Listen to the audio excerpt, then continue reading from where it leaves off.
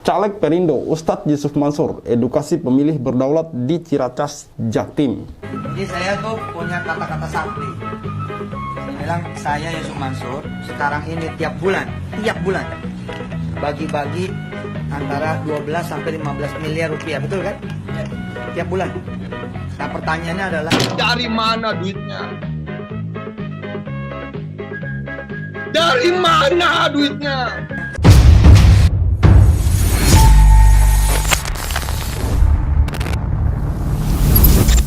Bismillahirrahmanirrahim. Assalamualaikum warahmatullahi wabarakatuh. Kembali lagi bersama saya Rital Walid dari okezone.com. Caleg Perindo Ustadz Yusuf Mansur edukasi pemilih berdaulat di Ciracas, Jaktim, Jakarta Timur, Kamis 25 Februari 2024. Saya langsung bacakan beritanya, teman-teman.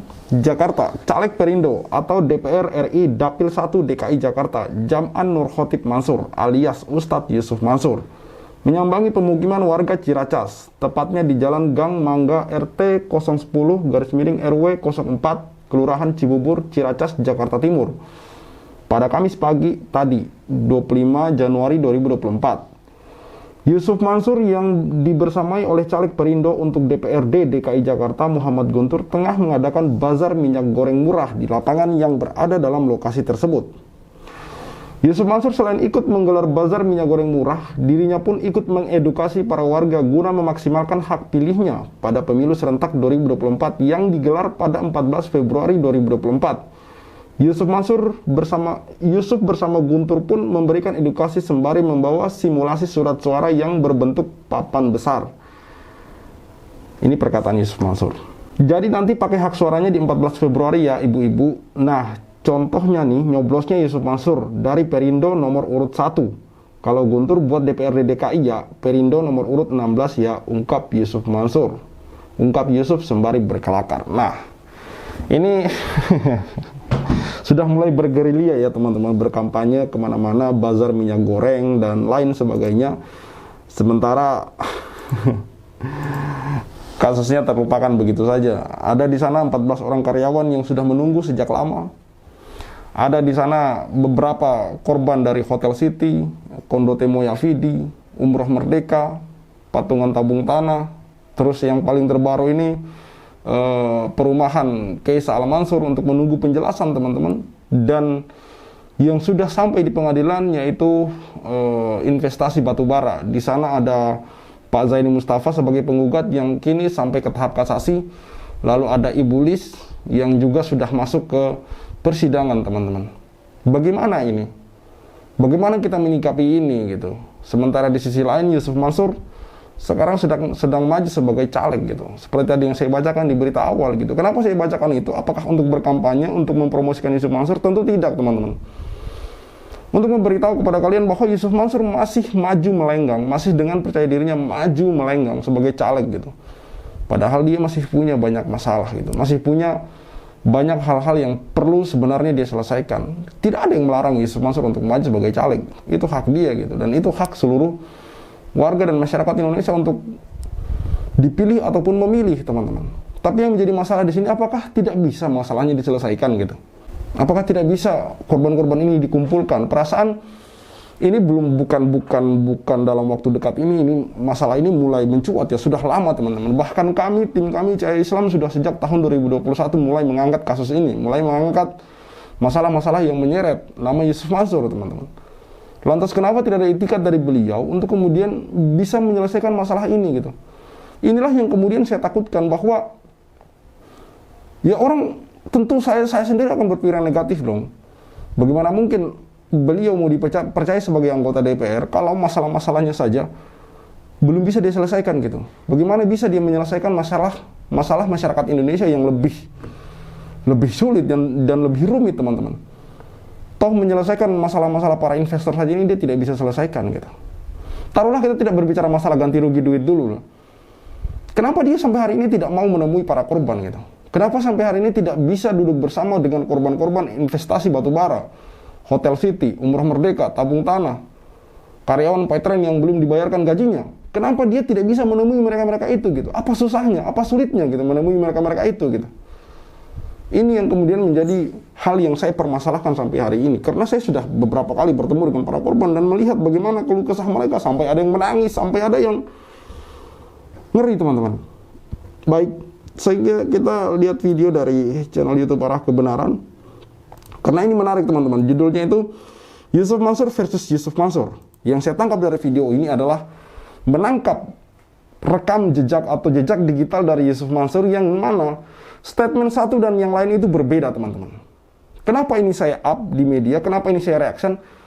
Inilah parameter kita, inilah ukuran kita bahwa seorang untuk dipercaya omongannya itu harusnya dia konsisten ya berbicara ya.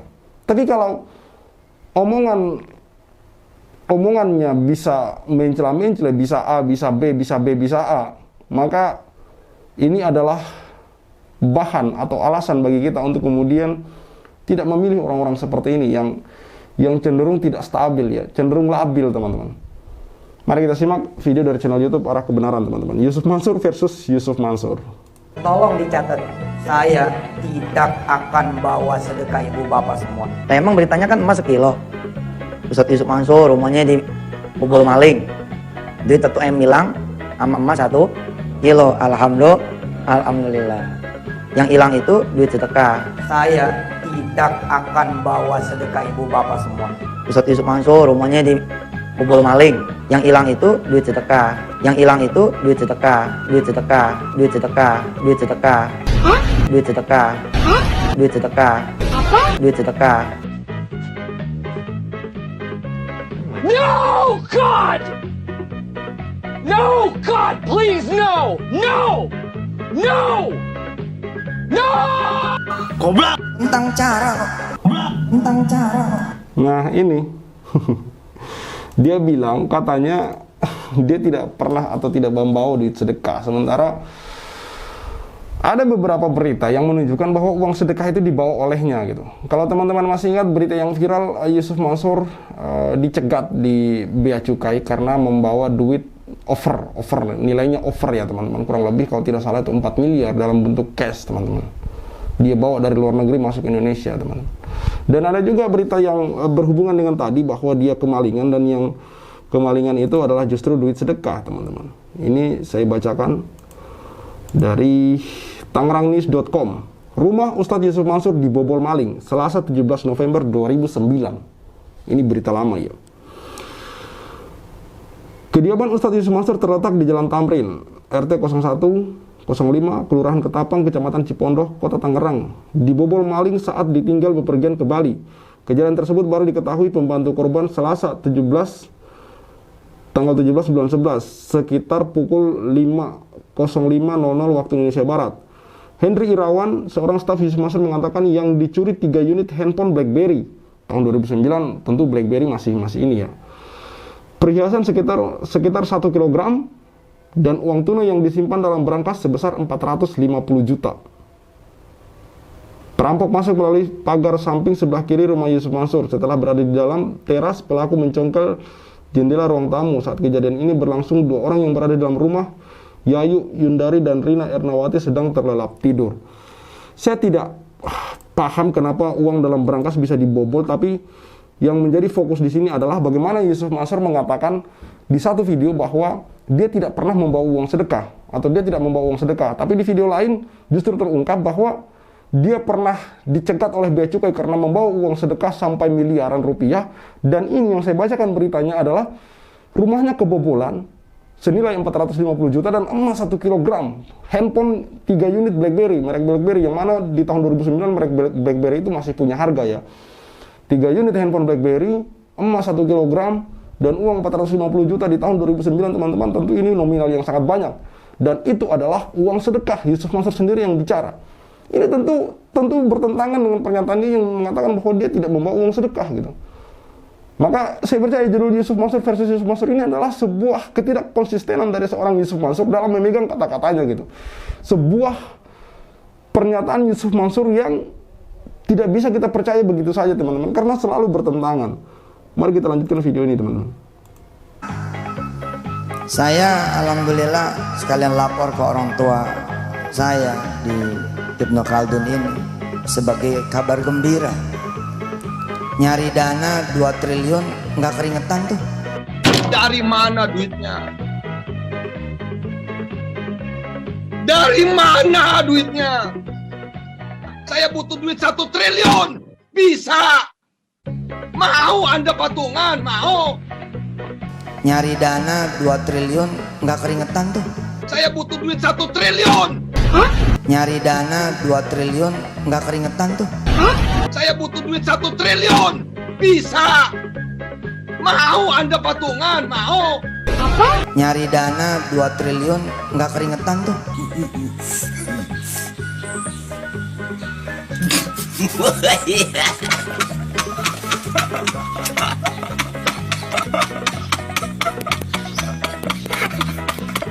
Nyari dana 2 triliun nggak keringetan tuh.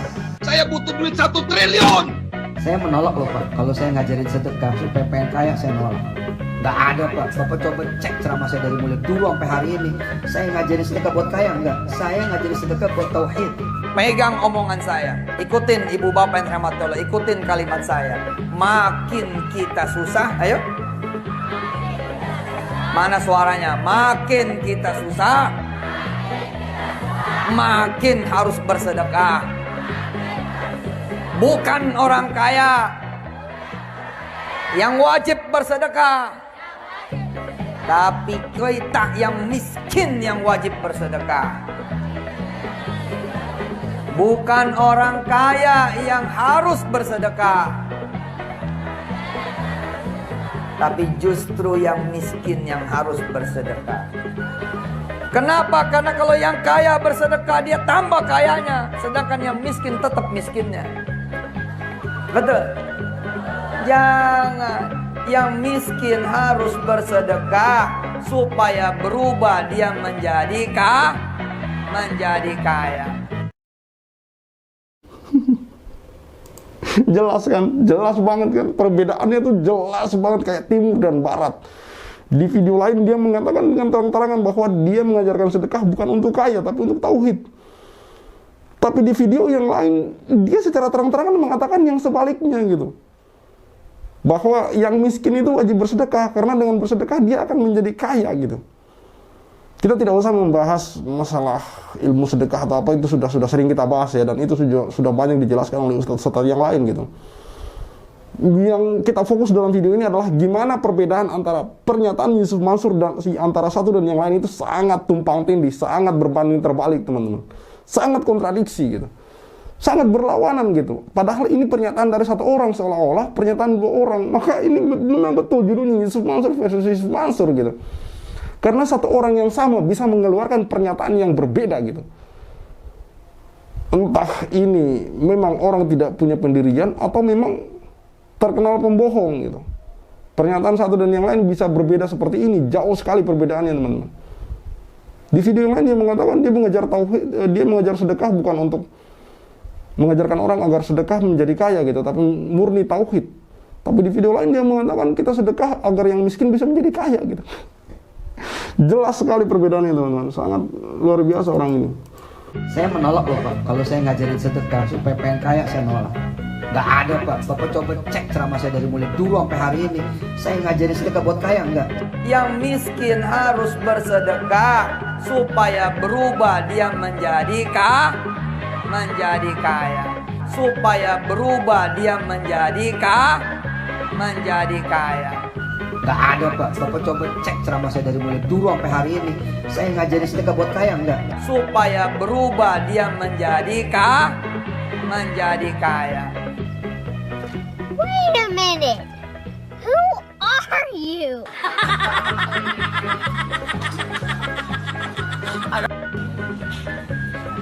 Jadi saya tuh punya kata-kata sakti. Saya bilang saya Yusuf Mansur sekarang ini tiap bulan bagi-bagi antara 12 sampai 15 miliar rupiah, betul kan? Tiap bulan. Nah pertanyaannya adalah Dari mana duitnya? Dari mana duitnya? saya Yusuf Mansur sekarang ini tiap bulan bagi-bagi antara 12 sampai 15 miliar rupiah, betul kan? Tiap bulan. Nah pertanyaannya adalah Dari mana duitnya? Dari mana duitnya? Nah pertanyaannya adalah Dari mana duitnya? Dari mana duitnya? Saya butuh duit 1 triliun. Dari mana duitnya? Nah pertanyaannya adalah Dari mana duitnya? Dari mana duitnya? Ini juga adminnya keren banget sih ngedit videonya.